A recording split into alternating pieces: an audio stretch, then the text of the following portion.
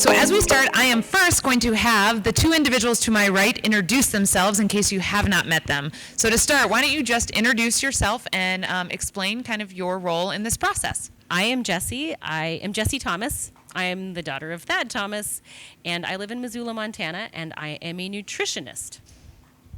Okay, I'm Thad Mosman. I live in Lewistown, or central Montana, and I am the rancher. Perfect. Okay, so with that in mind, I'm going to ask you two to give us a little history about how this partnership came to be. How is it that we are sitting here today talking about Central Montana beef? Where did the idea generate from? And talk a little bit about how that idea generated to this point. Okay, so I'm going to start with, in 2014, Thad Thomas, which has been a long-time friend of my dad's, came and purchased a property next to us. And at that time, Thad had an agenda. I didn't know exactly what it was at that time, but he was pushing because every time he came out, every 3 or 4, 5 months, we'd have meetings with someone about marketing our animals differently. We talked about organic, natural, all kinds of different things over those years. And at the time, we were just new into that phase. We didn't know what to tell him. And unfortunately, as he got sicker and sicker, that conversation started moving away. Recently, in the last 2 years, I picked the conversation back up, approached the Thomas family and Thomas Cuisine, and that's kind of where we started. Yeah, my sister really was the kind of tip of the spear on this one, and she picked the conversation back up. And I do remember my dad talking about this and saying, we gotta source some organic food and some organic meat.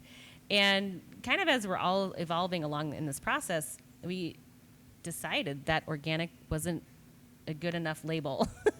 And so we really kind of came to the conclusion that since, probably the 1940s when the food industry started, food labels are a thing and they will always be co-opted. So we really thought if we can honor the Real Foods mission and get back to going to as close to the source as humanly possible, then we can have a hand in creating really nutrient-dense food for the client and helping support a system in agriculture that gives more back to the land than it takes.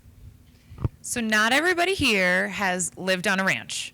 Maybe some have, maybe some haven't. I have not. So my question is, give us a little sense, and I'm going to ask both of you from different vantage points, obviously, as the rancher to start.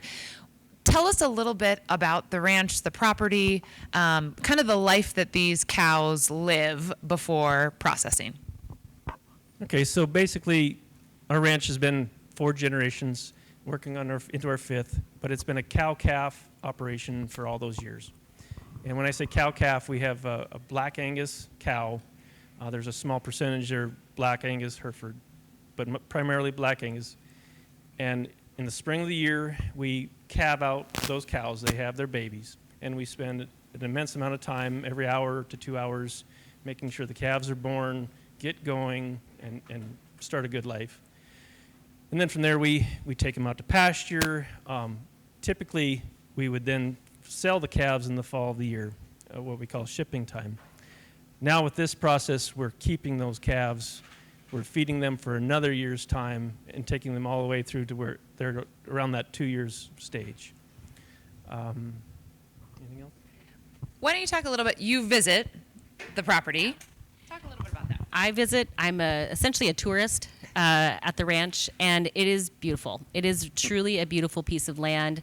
It is located right in central Montana.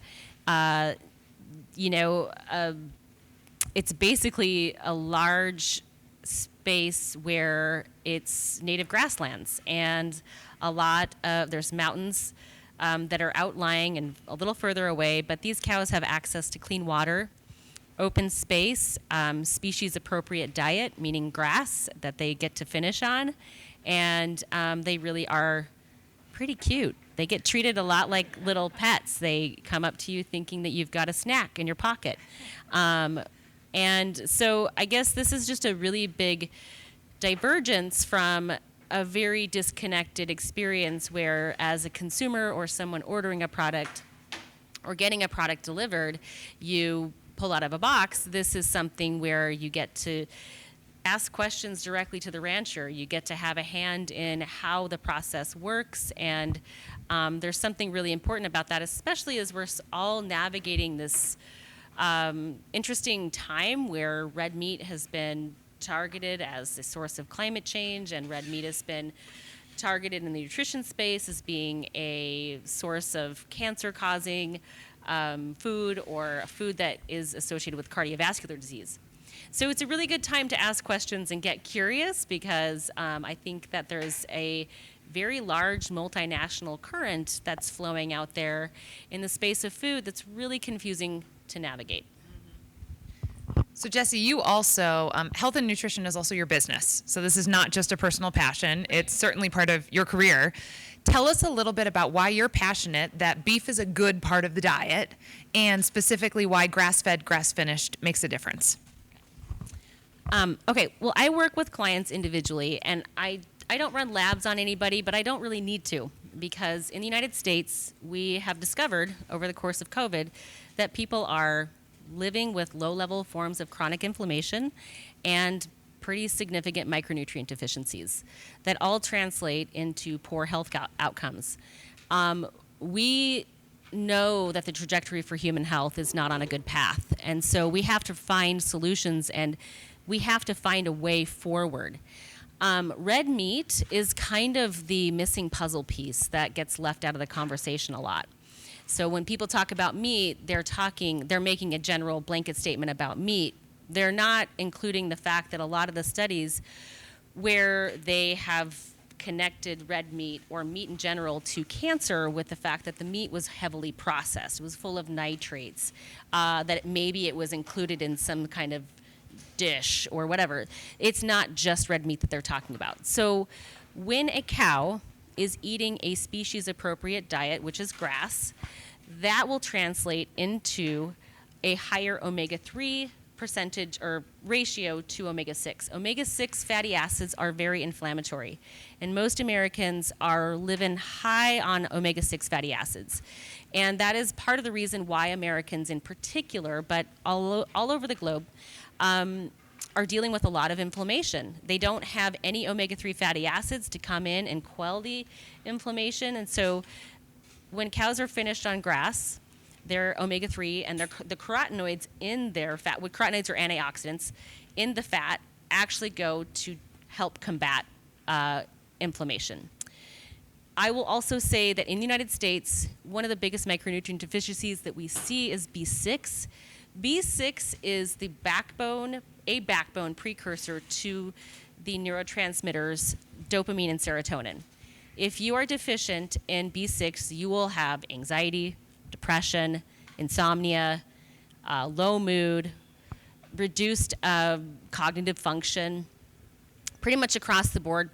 What we saw pretty pronounced the last 4 years. And so really looking at meat as a way to solve a lot of problems, and how do we nuance this conversation out. So if a client comes to you and they're like, hey, I don't know, I really feel like I need more protein, but I'm a little bit freaked out by it. It's kind of like you guys all have to be like salespeople for this product. And like, I don't expect anybody to leave here as stoked about nutrition as me, but I do hope that you understand that like what you're giving to your clients, I hope that you want to give back to yourself too, because we're all kind of like navigating all this stuff, and we're looking for answers, and what are they? And so if we can be savvy consumers and try to understand how this could be helpful for anybody, the better off we're all going to be. So Thad, let's talk about flavor, because this is also a group that likes to eat. We love things that taste good. We love great flavor. From your perspective, and you've raised cows for how many generations now? 4, is that right? You know beef. Talk to us about how you believe the flavor profile of these cows and this beef is really showing up. I guess, to me, it's a matter of time on that right feed. And because those animals grow and marble on their own pace. They're not getting pressured in a feedlot. They're not getting fed 20 pounds of corn a day. Yep. These rations are just about as natural as you can get. The only thing that we feed them in the wintertime for primarily is hay that we put up on the place. So it's basically the same grass that they're on all during the summer. It's just we cut it and we put it up to feed them through the winter. So I think as far as taste goes, those animals have that time, and they do the marbling on their own. It's maybe not as thick a marbling or as much marbling as the grain-finished animals, but I think it's a healthier and tastier finish when that beef is done. Awesome. Thank you. So from your vantage point, this is a new partnership. This is our first year, and it's going to be launching in the fall, as you've heard, so specifically kind of in the Utah, Idaho area. From your perspectives, each of you, what would make this a success? This partnership, if we do things right over the next few months and year, what for you will make this a successful partnership? Not sure which you wants to answer first. I think this will be successful in the sense that we all stay curious. And, over the last 4 years, it was like rabbit hole central. Everybody just kind of ducked off into the weeds, into their own little tunnel, and everybody started forming thoughts and opinions that were, we've really all been kind of affected and torn apart a little bit by social media and influenced at least. And so I think it just really takes being curious, opening up the questions that maybe feel hard to ask. And maybe it would feel like you're challenging your boss or you're challenging someone's thoughts. And I think that we all just have to kind of back away from that and just kind of go, okay, well, where did you get that, where did you get that opinion or that thought? And like, how do we kind of work out the details here? Because I spend a lot of time in the space of nutrition, in the space of environmental sustainability, and it really matters to me that people get clear on what they need to thrive and what the earth needs to thrive, because I really care about my children and my children's children, and I know that everybody out there has the same concerns and cares, so in that regard. So if we can all come to the table and ask questions and be curious and realize that we are evolving together and go from there, I think that we're going to be successful with this. Okay, now I guess I'll go back to education. Early on, I was really worried about people understanding why this is a good option. And over the conference calls and all the discussions we've had, I wasn't sure how much your clientele or even you guys understood the difference of a grain-finished animal versus a natural finished animal.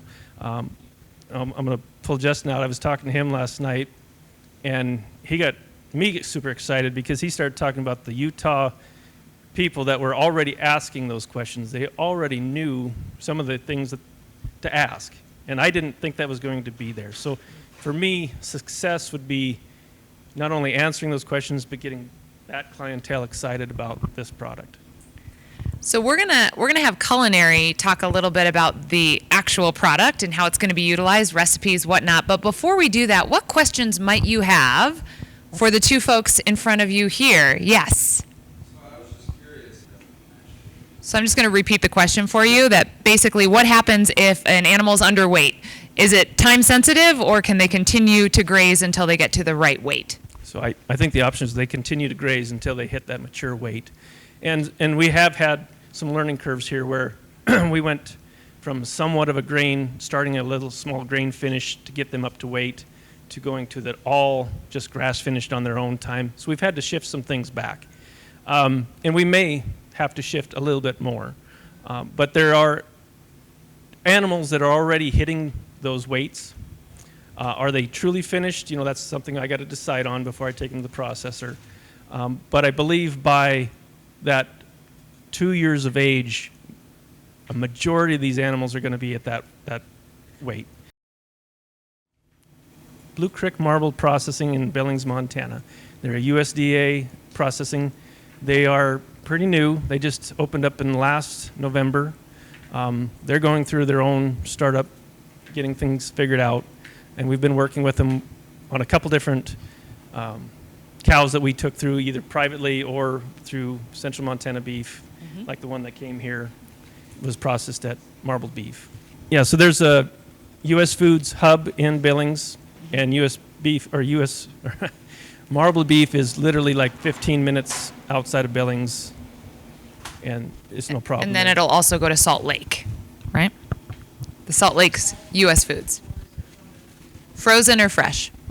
So we're still working through that. This last one was all frozen. What I brought out Thursday and Friday was frozen. So we'll be around 1,200 calves a year.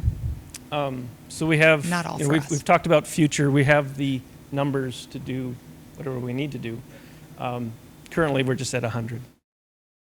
All spring. We start in February through a little bit into May. I think we could push up to 1,500. But you want to be careful that last 2 years we've had drought. And so drought significantly affects our feed, our grasses, everything. So we don't want to grow too fast. I'm continually adding leases. So there's things we can do to increase, but we want to stay in that realm where if there is a drought, we're still okay. We don't. Yep. And how large is the property? So currently with leases and private property, I think we're above that 30 to 40,000 acres. Not a small property. Okay, so with that, we're actually going to hand it over to Shane and Rafa, our awesome chefs. Before we get started, I thought it'd be exciting to taste some of the product that we're actually going to be talking about. So Rafa and I work together on the menu, but Rafa's really the mastermind behind these recipes. What you guys have in front of you is going to be our little version of a open-faced cheesesteak sandwich. So what we did, we took a brioche and we did a little light toast on it with a little bit of black pepper. We have a unami mayo on the bottom of that. Over that, we did a little caramelized onions right above the mayo. The next one that you guys will be getting shortly is going to be our kofta. We did a little truffle tzatziki, and then grab the ground beef and put a little bit of cardamom in there, some Turkish pepper, sumac, caramelized onions, and some minced garlic.